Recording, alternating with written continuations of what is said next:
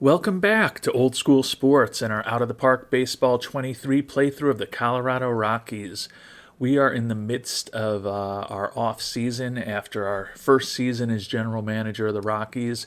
Did not go well with a 74-88 record, but feel that we have made some progress thus far in the off season. Have about $9 million left to spend, so we've spent a significant portion, about 80% of the money that we had when the off-season started. We boosted fan interest considerably up to 94 from 71, so that should be positive for some ticket sales of season tickets and hopefully ultimate attendance. That's obviously also dependent on how we do on the field next year. 4 primary acquisitions to speak of. First is Dave Alvarado, who was our primary target in free agency. Ended up bringing on the 30-year-old veteran pitcher, one-time All-Star. Excellent movement, an extreme ground ball pitcher who throws pretty hard. And he's also got a 5-pitch arsenal. We're spending a lot of money on him. $168 million over 7 years. That's an average, I believe, of $24 million a year for the length of his contract. So hopefully we'll get some good years out of him, but he goes right to the top of our rotation. He's the only significant free agent signing we've made so far. We did make a trade for Jose Calderon, an established reliever, another extreme ground ball pitcher, throws reasonably hard, pretty good movement on his pitches.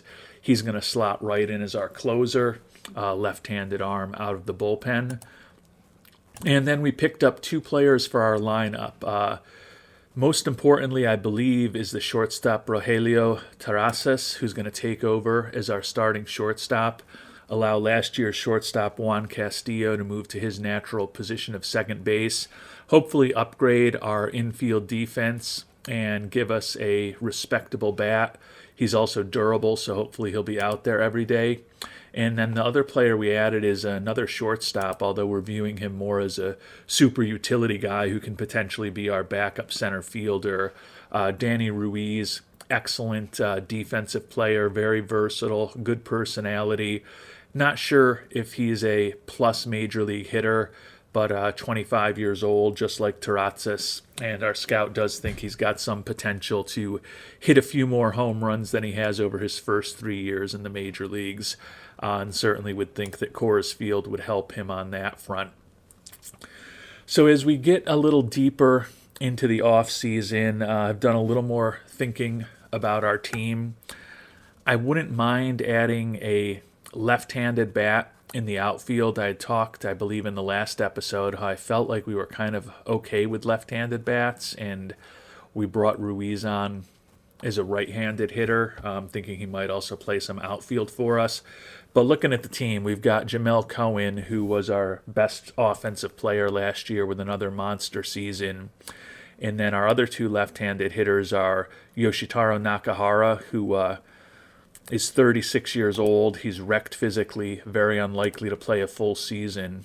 And then Andrew Booker, who had a great year last year, hitting over 300 with over 30 homers and over 100 ribbies. But Booker is fragile physically, so I don't know if we're going to get a full year out of him. So pretty much feel that at best, we'll have Cone in the lineup every day. And between Booker and Nakahara, if we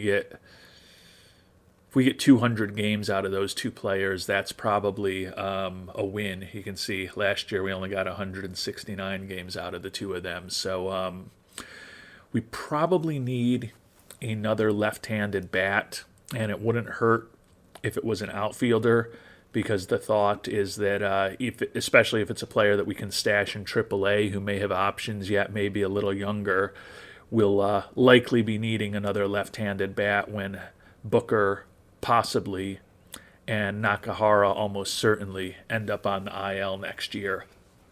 Other than that, we'd just like to improve the pitching staff a little bit more on the margins, maybe get rid of some of the pitchers who don't have as good movement on their pitches like Ivan Mengetti or Elijah Ruiz. We're really trying to build a staff that's focused on ground ballers with good movement. Want to see if that allows us to make a step forward with this team this upcoming season. So anything we can do on the margin to improve the pitching staff and make us even more movement focused will kind of help in this experiment as I try to figure out what I need to do to build a successful pitching staff here in Colorado. But the first thing I'm going to think about going forward here at the winter meetings is, before I think about that, I do want to give you, I was pretty excited when we got Alvarado on board because he was our number one target of the offseason. But the other thing that I was very excited about, if you missed our last episode or didn't watch the entire episode, that also happened at the start of the winter meetings. And if I can actually pull up the league news here, I don't actually need to pull up the league news. You can see how long it's been since I've done something like that with the amount of time that it's taking to load up. But the Major League Draft Lottery was yesterday, and we were projected to pick 12th, and we moved all the way up to number 3. So I was very excited about that. Think that we should definitely get a player that we can hopefully use as a foundational piece for the rebuild that we are trying to quickly execute here with that pick. Maybe a few years till that player's in the majors, depending on whether we go for a high school or college player. But do think that that's going to be a great opportunity for us next July to hopefully improve this organization even more. Now, back to my first task here in the winter meetings. Our number 3 starter, Andres Irizzary, veteran, going to be 36 years old in a few weeks on January 1st. He's fragile physically. He's been in the Colorado organization since he was a scouting discovery almost 20 years ago, though. So since he was a teenager, he's been associated with the Rockies, 4-time All-Star, 1-time world champion. And he's still a pretty good pitcher. He was arguably our best starter last year, 7-5 record, 4.47 ERA. Does have pretty good movement on his pitches still, excellent control, is a ground ball pitcher, doesn't throw incredibly hard, but he has spent his entire career in Colorado, obviously, and he's put up a 1.11 ERA plus and a 76 FIP minus. So he's been a good pitcher, a very good pitcher for the Rockies. But he's in the final year of his contract, and he's making $21 million. And because he's a 10-5 guy, he hasn't always been interested in waiving that no-trade clause. But now that we're at the winter meetings, looks like he's open to trades to a lot of teams. And we did shop him, and we've got a ton of offers. 2 of them do interest me a bit. I am a bit reticent to trade him, given that he's our number 3 starter at this point. He's a proven, successful Coors Field pitcher. And even with his contract on the books, we still almost have $9 million to spend. And I think we've done our heavy lifting for this offseason. So I don't feel like I need to trade him right now. The concern, however, is that this upcoming season doesn't go as well as I would have hoped, and we get to July and we're 34-55, and I'd like to get something from him, and he's unwilling to waive the no-trade clause at that point. So that is certainly a risk by keeping him around. But we did get a multitude of offers for him now that there's not 2 years on his contract anymore. And I'll share the 2 most interesting players that we were offered for him with you. We're going to have to keep some of his contract to pick up either of these players, but they're pretty respectable pitchers. The first guy that we can pick up for Irizzary is Estevan Washington, 30-year-old for the Angels, also in the final year of his contract. So he's going to be a free agent after this season. He's making about $12 million a year. He's got a good personality. He's an extreme ground ball pitcher, excellent movement on his pitches. He's a 3-pitch pitcher. His control is average. His stuff is barely above average. He's got better stamina than Irizzary does, but he's not as good as holding on runners. He's normal injury proneness instead of fragile. You look at the stats over the course of his career, though, and he's been a average-ish major league starter. He's not as good a pitcher as Irizzary. But if we did trade for him, we'd take about $9 million off of the books this year. Actually, less than that, because we would have to retain a little bit of Irizzary's contract. But it would give us more money to play with going forward. I just don't know that it makes us better. I don't think it makes us better. I don't think Washington is as good. It basically lets us save, let's say, I think $7 or $8 million, depending on how much of Irizzary's contract we need to get rid of. We get a pitcher who's a little worse, but a pitcher who's a little more durable, and a pitcher who's a pretty good influence in the clubhouse. So that is option number one. Option number two is from the Marlins, Jesus Galindo. And he is a little more interesting because he's only been in the majors for 3 years. He's making $8 million this coming year, expected to make about $10.5 million next year. So we would have him under control, which is positive. He's a lefty, which we could use. He wants to be a closer, which is not optimal given that we just made the trade that I talked about to bring on Calderon as our closer. He's 25 years old and he's also fragile, so he's the same type of injury risk that Irizzary is. And similar to Washington, I don't think he's quite as good as Irizzary. He's a 3-pitch guy. He's got really good movement. He's got the best stuff of the crew. His control is only average. He does have very good stamina, pretty good at holding on runners. He's not a ground ball pitcher, though, so that movement's going to be even more critical because he's kind of neutral, as you can see, in his ground ball to fly ball tendencies. So going to be a little more reliant on the outfielders than perhaps Irizzary. The thing I like about him is that he's the cheapest of the three. Like Irizzary, he's a lefty. He does kind of have a profile where he could start for us. You can see he's only started a couple games in the last 3 years with Miami.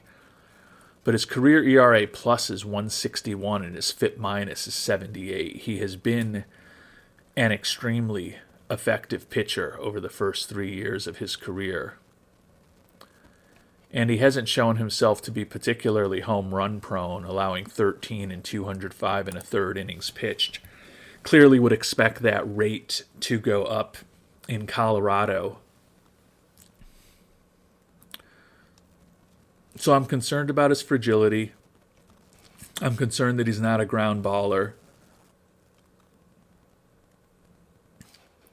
Little concerned that he wants to be a closer, and he's not going to be the closer.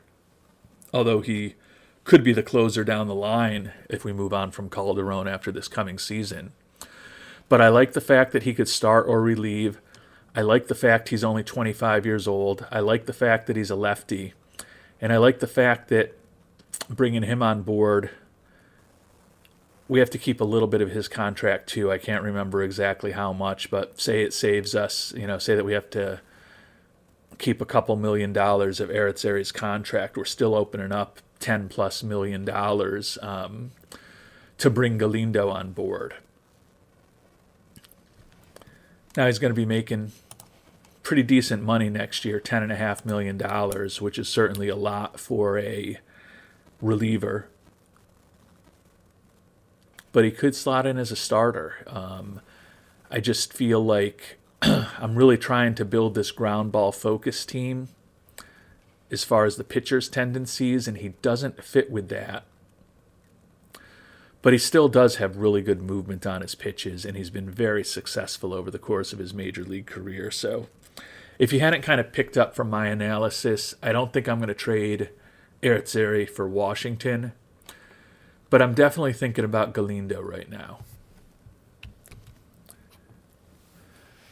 this is definitely one of those situations where I wish we were near the end of the episode because I could just kind of leave this as a cliffhanger and then have viewers who have an opinion give me their thoughts in the comments down below and perhaps help me make a decision. But given that we're only a few minutes into this episode and we haven't actually even moved the time forward at all, it's a decision that I'm going to have to make on my own.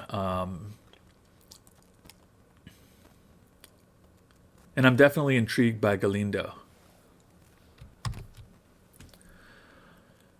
I look at Galindo and it's 65 stuff, 70 movement, 50 control.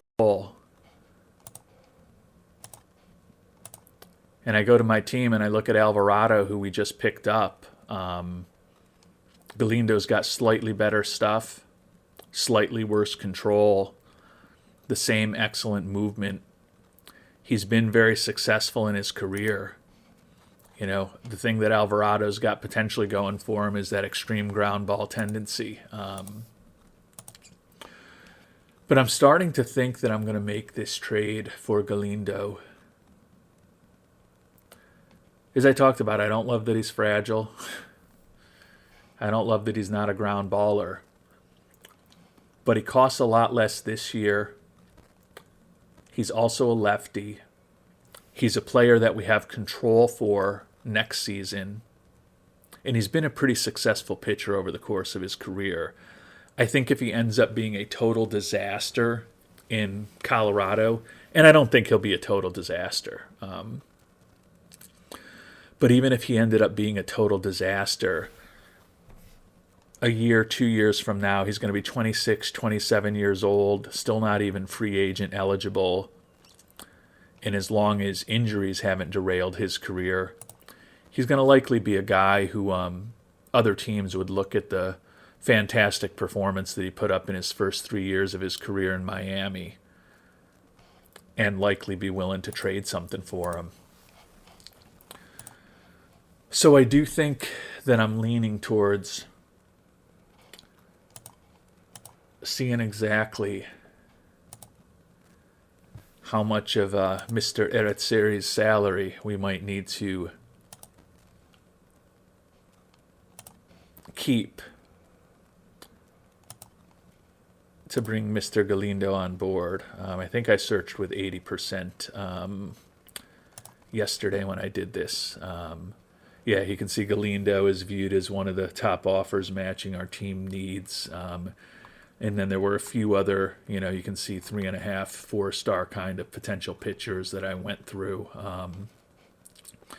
Galindo, who we've talked about, Estevan Washington, who we talked about, were the most interesting when I went through the list. But it's a much more interesting list of players that are being offered for him now that he's in the final year of his contract. So we're going to see what we can piece together for Mr. Galindo and how much of Irizzary's contract we've got to keep. And the issue is that we have to keep more of his contract than I thought. We got to keep $5.2 million of it. So we're essentially going to be getting 16 million-ish off the books. And we're going to be taking on 8+ million. So it's still going to be net plus 8 million for us. And it's possible that they would go lower than this. The issue is that when you get to only keeping 20% of his contract, Miami doesn't have the funds to do it. So I may be able to get them to throw in a prospect or two to even things out. But the amount of money that we're opening up isn't as much as I would have hoped. Just to... it was Washington that was a much lower number. I believe Washington, I only had to retain 5% of his contract straight up at this point, which was which certainly made that more interesting. But I just don't think I just don't think I want another guy who can be a free agent. The fact that we would have rights to Galindo for another 3 years, including this upcoming season, definitely makes him interesting to me. It kind of stinks that Miami doesn't have enough money to take on more of his contract because it seems like they might be willing to if they had the funds. But maybe I can get them to throw in a mid-level prospect to even things out a bit. Actually, I got another angle I'm going to think about. Rather than prospects, is there like a old guy on Miami who's not too good who's making some money? Raul Olivo. Oof. Don't know that I want to take that kind of money. Oof, $13.5 million with a vesting option for a very nice defensive shortstop, but a guy who's probably would struggle to hit in Double A. I don't want to bring that much money on board, but if I can bring a couple $1,000,000 on board, and if I think that it's a contract that I can flip for garbage and it would let me retain less of Irizzary's contract because Miami would be getting that guy off the books, might be something to think about. What about Christian Ledoux? Oh, he's a minor league free agent signing, so he's not going to be making a lot of money yet. Ruben Badillo. Oof, $10 million. Ugh, they got some horrible contracts on this team for guys who are just awful hitters. Ugh. Middle infield, second base, and shortstop. At least the shortstop is good defensively. This guy's mad defensively, and I don't know if I've ever seen a worse hitter at the major league level. I mean, he's got a great eye. He draws walks, but it's kind of crazy. His on-base percentage was almost double his batting average. He had 82 hits and 107 walks. Wow. I mean, he did lead the NL in walks the season before last, but can't even hit 200. So my theory about maybe taking on a bad contract. What about Franklin Gutierrez? He's in the last year of his contract, making $1.8 million. He's got a good personality. He's out of option years, so he's someone we'd want to move on from. They probably see some value in him, unfortunately. Yeah, they can't accept the offer. Well, I don't like your offer. It does give us the opportunity to get down to only retaining 15% of Irizzary's contract, but we're going to have to throw in a pretty decent prospect or a pretty decent player to make it work. So I don't think that's going to work. Thought it might be a way to make this work a little better, but I don't think that's going to happen. All right, I think I've got the deal together, and I think it's the best we're going to be able to do. I was able to get down to only retain 20% of his contract, but we had to throw in a little under $500,000 in cash to get their cash level to zero. But that's still positive for us because we were at $5.1 million before, so we've dropped our commitment by about $900,000, put about $500,000 in, so we're about $400,000 better off by doing it this way in terms of the contract that we retain. I think I'm going to do it. It gives us another lefty for Irizzary, and I'm almost interested in seeing what he can do as a starter. But it also opens up more money for us to potentially sign that potentially extremely expensive draftee we're going to get at the top of the draft next year, or to bring on another contract or two as we try to kind of make some of the improvements I talked about at the start of the episode. So Irizzary, who's been a Rocky for almost 2 decades, is going to be unceremoniously shipped out. Overall, our money is going to improve by $8.1 million, going to leave us with over 17 to spend. So we certainly can add any reliever that's still on the market in free agency if we want. We're going to go ahead and bring Jesus Galindo on board. Probably not going to be incredibly popular with the fans that we got rid of Mr. Irizzary, but I did look, and Galindo was also a pretty popular player. So yeah, the fans upset that we lost Irizzary. The fans pleased with Galindo. Sounds like we're going to be net little negative 93 in fan interest. But we've got more money to spend. And I want to see what our manager would do with Galindo. Oh, I haven't put Galindo. I was like, I don't see him. It's because he's still designated for assignment. Yeah, he wants to use Galindo out of the bullpen. I might, at some point in spring training, I usually go with a 6-man rotation just to hopefully keep people a little healthier and also get to see what some guys who may not have started since the minors can do in a starting role. It's possible that I'm going to put Galindo into that 6-man rotation spring training just to see what he can do. I don't think it'll be Vinny Gutierrez. I think it would be Ethan Mingo or Jesus Galindo in that 6th spot. But let me know what you think about the trade down below. Like I said, the fact that I could save a little bit money this year was a positive. But the fact that I get a pretty good pitcher that I'm going to have rights to for the next 3 years, rather than the free agent to be Irizzary or trading for the free agent to be Washington, kind of helped push me in the direction to bring Mr. Galindo on board. And we're going to make another trade here, not a big one. We're going to bring on Jonathan Jimenez from the Nationals. Not much of a hitter, although he does have a little pop.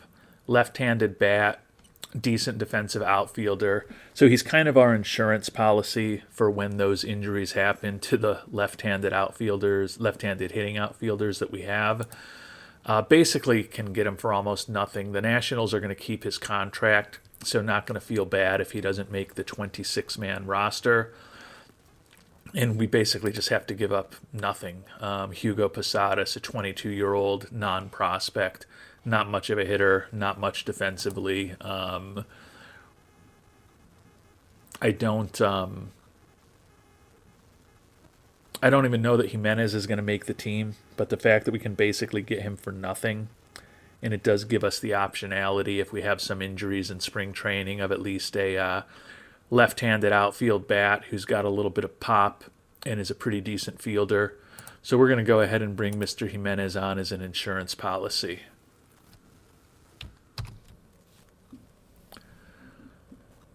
And my, how the turntables have turned. We decided to shop the reliever Ivan Mingetti. Right-handed pitcher, only 27 years old, still making the major league minimum. He'll be arbitration eligible after this year. He's been up with the Rockies the last 3 years, parts of the last 3 years. Came up at the end of 2047 and was awful.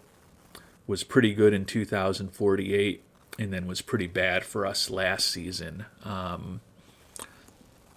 He's viewed as a borderline starter. He's certainly got the stamina to start, although we only started him 4 games last year. Doesn't really have an effective third pitch. And he's also average movement, mediocre control, neutral in terms of his ground ball, fly ball tendency. So my thought was this was the type of guy we want to kind of move off the staff. And I was floored when our old friend Estevan Washington, who we were just talking about as far as that other potential trade of Irizzary, was offered for him. And this allows us, and granted he's in the last year of his contract, so it's a 1-year rental. But great personality, extreme ground baller, really good movement. And they're willing to eat his contract and throw in some non-prospect relievers with, decent personalities that can be filler for us down in A ball and double A ball. So they really just want to move on from Mr. Washington, and I guess they like the fact that they're going to have rights to Mingetti for the next 4 years while we're going to be dealing with a pending free agent in Washington. But as I try to add ground ball pitchers with good movement to the team, the fact to bring on a pretty good right-handed pitcher. Again, as we talked about, the performance over his career has kind of been an average type pitcher, so I didn't think he was as good as Galindo or Irizzary. But I still think he fits the profile that we're looking for, and we're basically bringing him on for nothing. Our money's actually going to improve a little bit because we're getting Minghetti's contract off the books. And at the very least for next season, I think Washington will be a more effective reliever for us than Minghetti. So we're going to go ahead and complete that trade as well. Fans not happy that we did move on from Mr. Minghetti, but I think we've made the team better for next season with the trade. You can see fan interest has been moving in the wrong direction over the course of this episode, but I think the talent level on our team is getting better, and certainly the money that we have available is getting better thus far. And for the time being, the manager actually wants to slot in Washington as a potential starter. You'll remember that Irizzary was our third starter. Now we got Washington slotted in at the 4 spot, and Galindo is our second best arm out of the bullpen. So I feel like we've made some moves on the margins that have helped this roster a little bit more, but we'll know for sure when we get to the season. And we've got one other pitcher that we were thinking about trying to move on from, Spuds Ruiz, 30-year-old. He's durable. He's put up ERAs in the high 4s and low 5s for us the last couple years in Colorado. Not great stuff, not great movement. He's been a starter and a reliever for us, but the movement is average.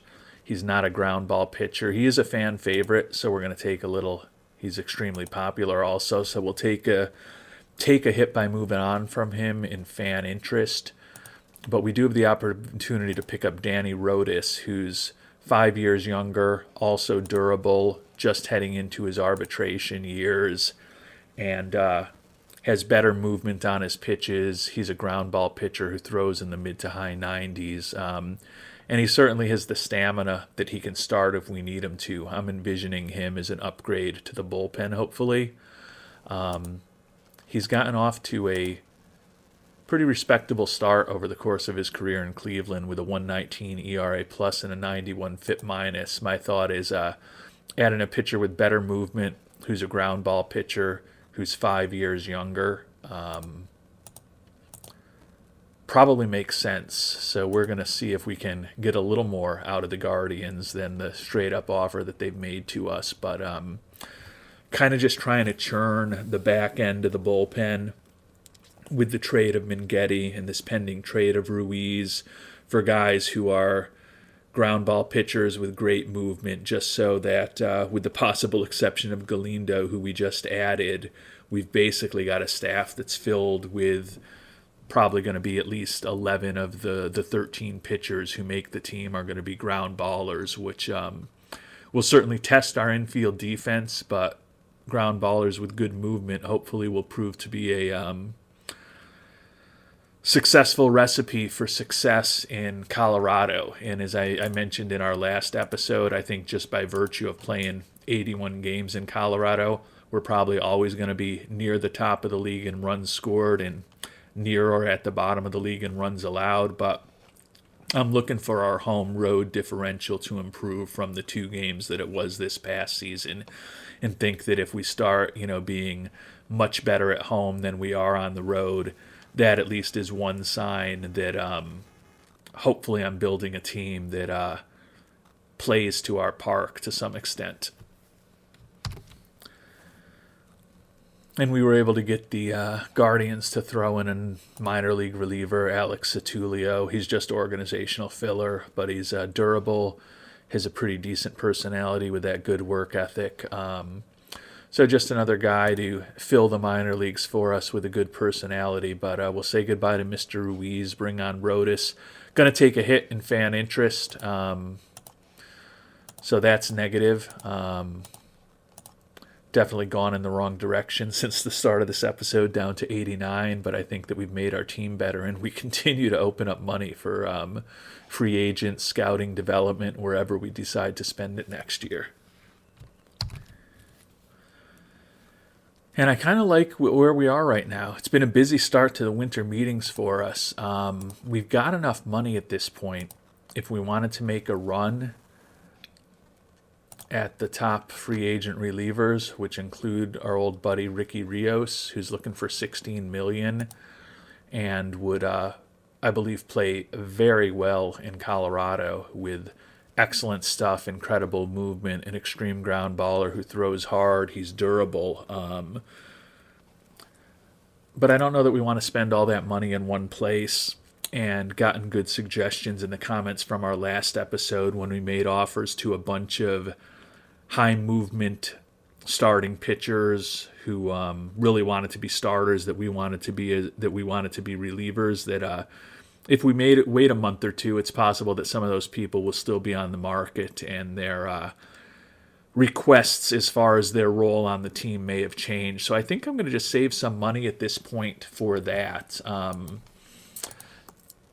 I am tentatively going to bump up our scouting and development a little bit with the extra money that we've opened. Feel at the very least the benefit from moving on from Mr. Irizzary should be a little more money invested in our farm system. You can see our money for extensions is down a lot with some of the moves we've made because we have players now on the team like Galindo, who's going to be a big arbitration number next year. And then Rodas is also a guy that we've brought on recently who's due for a raise next year. Taratsis is going to have his first year of real money in arbitration. So I don't want to say that we're going to be stuck with this team next year because we still have Calderon and Irizzary and potentially Jose Kim, who may not even make the roster coming off the books. But the hope for next season is going to be certainly that we perform better on the field, perform better in terms of attendance and the revenue that we're generating, and we end up getting a little bump to our budget next year also to help us potentially open up some more money to improve next offseason. But we've got to get through this offseason and this upcoming season before that's going to be an issue in any way, shape, or form. So at this point, I think I'm just going to be patient with the money that we have. Maybe sim forward the next few weeks, get to the Rule 5 draft, and then see if maybe there's some talent we can pick up there that's got a chance at making the 26-man roster also. And the veteran Emmanuel Johnson has moved on. We knew that this was going to happen, knew that the fans weren't going to be happy, but he's a wrecked player who's 37 years old. Had a fine year for us last year, 281 with 25 homers, but despite some of the issues in our outfield potentially, he was another guy who was very injury prone, also another guy who was really old. Just didn't think that it made sense to try to bring him back. But you can see that our fan interest is moving in the wrong direction. So the fact that we have lowered our ticket prices a tad, I think should help. And you can see we're still not even on target to sell as many season tickets as we did a year ago. There is the potential that we'll add a little more talent as we get further into free agency and closer to the start of the regular season. But certainly going to be challenging to see whether we're going to meet that owner goal. We had gotten attendance up to 36,263. The goal is just to get it to 36,400. Right now, theoretically, we're going to sell 38,000 a game, but I think that you can see that the season ticket pace is less than a year ago. So a lot is going to depend on how this team actually performs on the field, and when we get into August and September, whether there's still a lot of people in Colorado willing to come out to the park, or we have a trend like we did towards the end of last year where there's a lower and lower attendance as the weather gets cooler and we get further and further out of the pennant race. And as we get closer to the Rule 5 draft, unfortunately, a couple of the pitchers with good movement that really wanted to be starters that we wanted as relievers have signed. Latrell Young signed with the Mets, $3 million a year, and it looks like he's going to be a reliever with them. So is more willing to play ball with them than with us. Jaden Bethel, $1.8 million. Actually, his expectation is still the starting rotation. I don't know what they said to him, or they promised him a starting role. It's actually who, if Young was promised anything.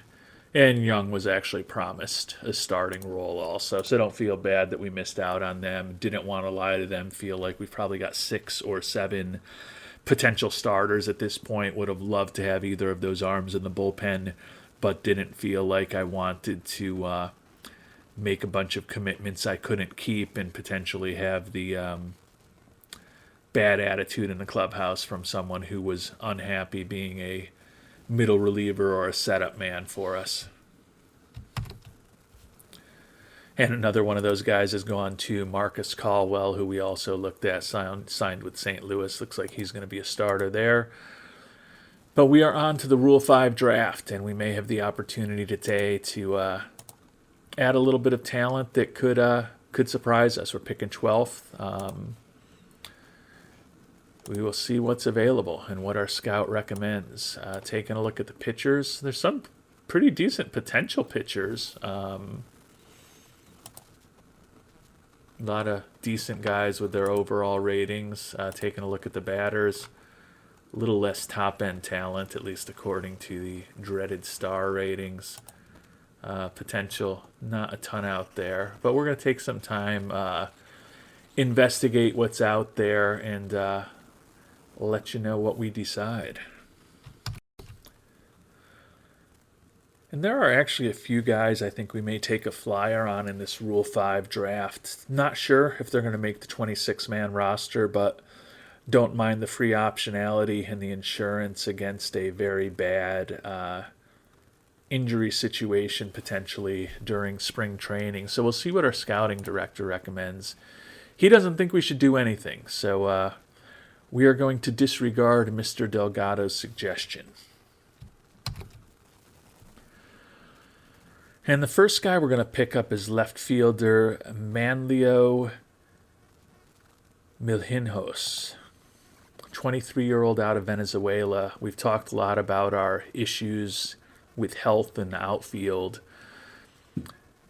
And he's only played in Double-A end of the previous season and then last year, but he hit .307 in Double-A last year with 31 doubles and 10 triples.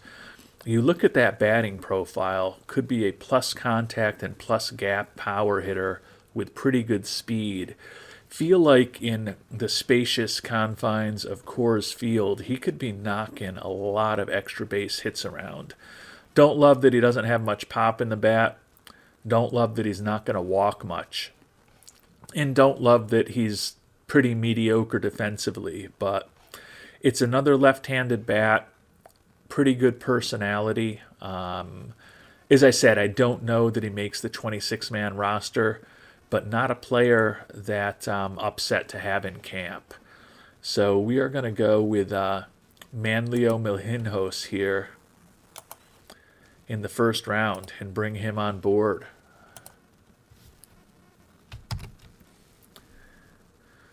Similarly, in the second round, we're going to bring in another outfielder, another left-handed bat, Seda. Good personality, not that great defensively. Looks like an average-ish hitter. He is durable.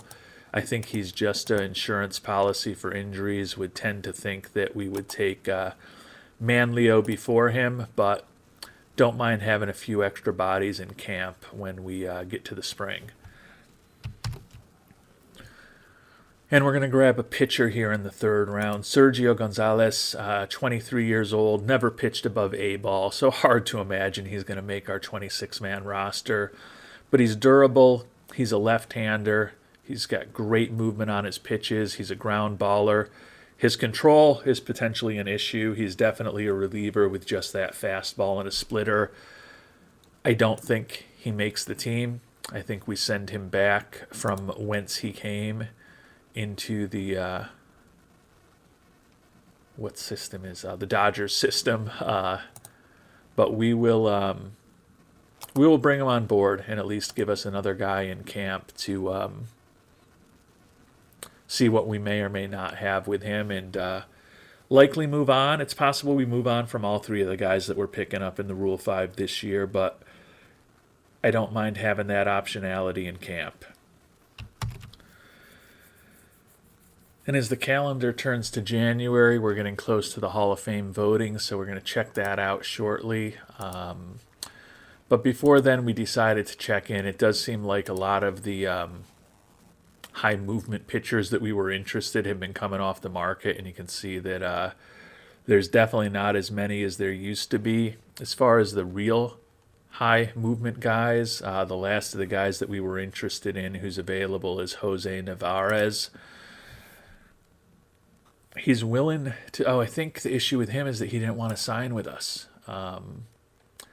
Because I'm looking at him, and yeah, he's a bullpen guy, but I think he just said he wasn't interested in joining us. I wonder if that's changed. I'm guessing it probably hasn't, but maybe since he's been on the market.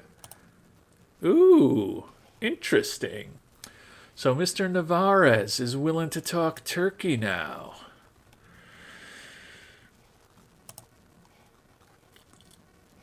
He has been, over the course of his career, an above-average major league hitter.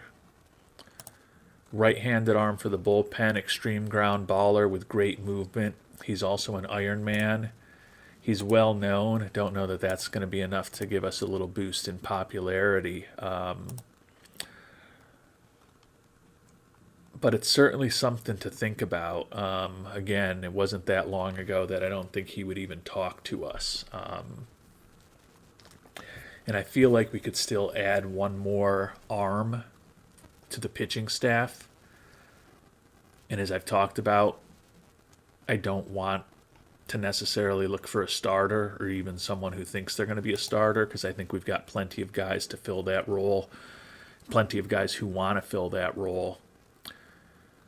But I would not mind bringing Nevarez onto the team next year. I don't know that we're going to give him quite as much as he's looking for. He's looking for $4.8 million. We'll give you $4 million for 1 year, and he's willing to think about it. So he's getting a little desperate. So with the money that we've got to spend, if we can bring him on for 1 year, another veteran arm who's got great movement, extremely ground ball focused, I think he just kind of fits with what we've really been focusing on this offseason. So we're going to get that offer out there and see what happens. And we've got our Hall of Fame voting results. Hedbert Perez and Julio Rodriguez both inducted. Our former star Bobby Witt Jr., 62.4% in his 9th year on the ballot. Doesn't look like he's going to get there. Alex Delgado was close this year in his first year of eligibility. See if there's any other familiar names from our history with the Pirates or the Royals that were on the ballot. Hugo Macias, I believe we had him at one of those teams. Did have him in Pittsburgh in 2041 just for 1 year. Doesn't make the team. But Bobby Witt Jr., despite his really nice career and his 80-plus WAR, does not look like he's going to be a Hall of Famer. Been on the ballot 9 years, been up and down, but hasn't made it yet. So I think we're going to wait to see what happens with Mr.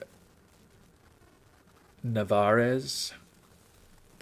See if we can bring him on board. Would be only our second free agent signing of the whole off season, and then I think we're kind of at a point where we're gonna start getting ready for the regular season. We're gonna start in spring training. Start focusing on minor league free agents. Start focusing on people in a month and a half from now who haven't gotten major league offers and would be more willing to have a spring training invite, or perhaps even start the season in AAA for us. Start looking at those kind of players. I think that the big moves for this offseason are almost certainly done at this point. And Nevarez does claim that he favors our offer. We'll see whether he ends up signing. The preseason begins tomorrow, so I think we're going to find out what happens in Navarez, and then probably finish up this episode and then play through the rest of the preseason and all of spring training and final roster cuts, getting ready for the upcoming 2050 season in our next episode. And as the season gets closer, no increase to our budget, still at $200 million. Jose Navarez now claims that he may be going to join the Dodgers, he's looking for $4.8 million a year over 3 years. Is that true at this point? I don't care about the OSA ratings. I want my scouts ratings. Now claims that he'll come for a little less. I think Navarez would help us. I don't know that I desperately need to chase at him, but by the same token, we've got the money to spend. I have offline or off recording put a little bit of extra money into our draft budget for next year just to make sure that with that third pick in the draft, if we want to make a reach on someone looking for a little extra money, we've hopefully got it in there. And that's assuming that we spend all of this other money. But with $11.8 million on January 18th, we're just not going to be spending a ton more money. I think not going to offer him exactly what he wants. A little bit less. Will he sign for $4.5 million? Oop. No, I don't want to give him $5.5 million. He says he'll think about it. So we'll see what happens with Mr. Navarez. Not sure whether we're going to get this one done or not. And Jose Navarez seems to be playing games. Tells us yesterday he likes our offer. Now today, New York is coming back and giving him even more. $6.3 million, I think. And he says San Diego's made him the best offer now. But here, when he talks to us, he says the Yankees have given him fair market value.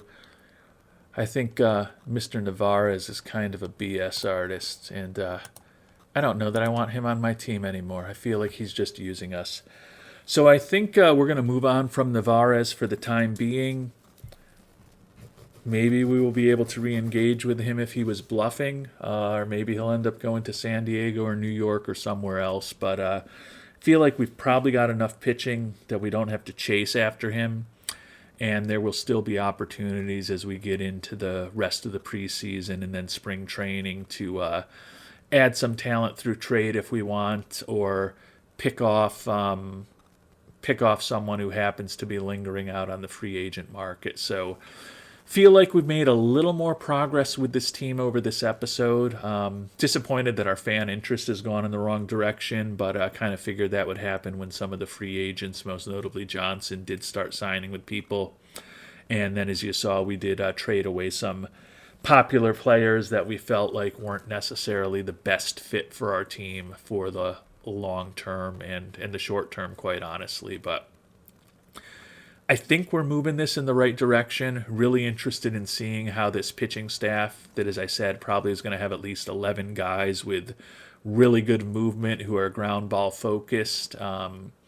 See whether our improved infield defense and the potentially improved pitching staff is going to pay off with a better record at home. And we'll find out who's going to make the 26-man roster for the new season in our next episode. Until then, thank you so much for watching, and hope you have a great day.